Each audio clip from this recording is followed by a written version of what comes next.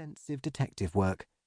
I'm indebted to the British Library's publications team for their research efforts, and in particular to a member of the author's family, Mrs. Sarah Balcon, for filling in some of the gaps in what is known about him.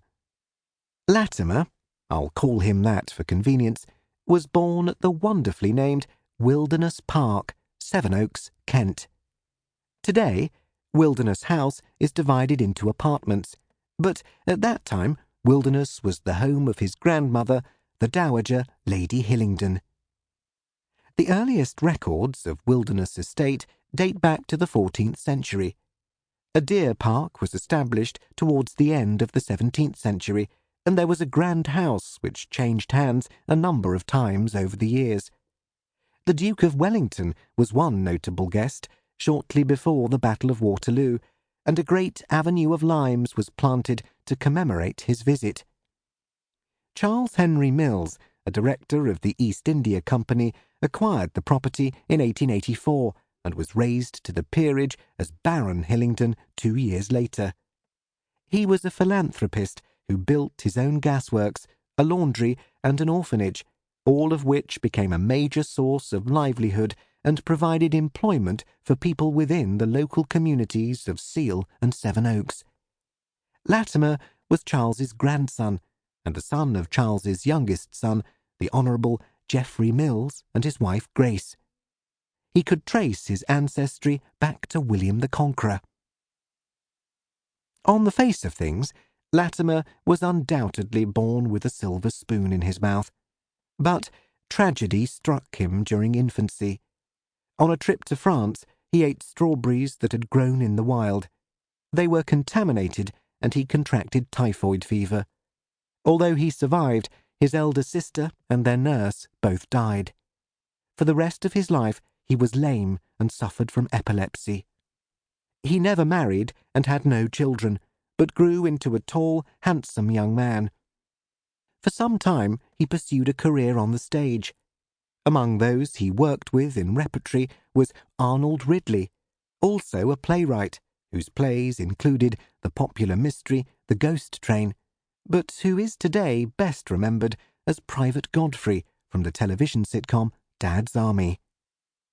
Latimer was interested in writing and published a humorous novel, Jam Today, in 1933. He is also credited with publishing The Unenchanted Circle in the same year. Whether they are alternative titles for the same book, I have yet to establish.